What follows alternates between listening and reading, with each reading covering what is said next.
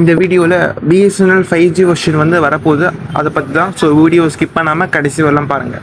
So இப்போ வந்து BSNL 5G test வந்து பஞ்சாபில் போயிட்டுருக்கு. அவங்க அஃபிஷியலாக ரிப்போர்ட் சொல்லியிருக்காங்க.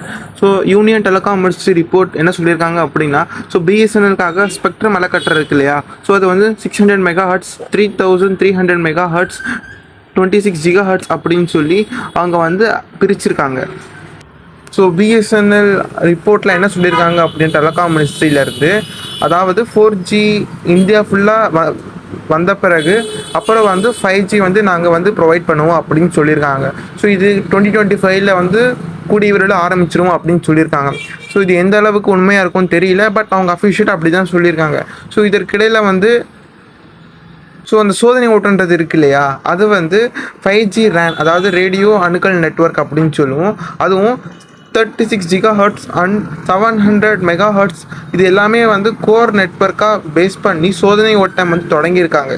ஸோ அது வந்து நடந்துகிட்ருக்கு இப்போது ப்ராசஸிங்கில்.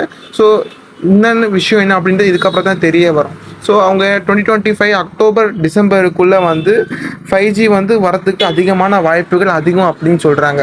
ஸோ இப்போ வந்து சோதனை ஓட்டம் வந்து பஞ்சாபில் போயிட்டுருக்கு. ஸோ கூடிய விரைவில் வந்து அவங்க வந்து அஃபிஷியலாக சொல்லுவாங்க. ஸோ இந்த வீடியோ பிடிச்சிருந்தா லைக் பண்ணுங்கள், ஷேர் பண்ணுங்கள், சப்ஸ்கிரைப் பண்ணிவிடுங்க.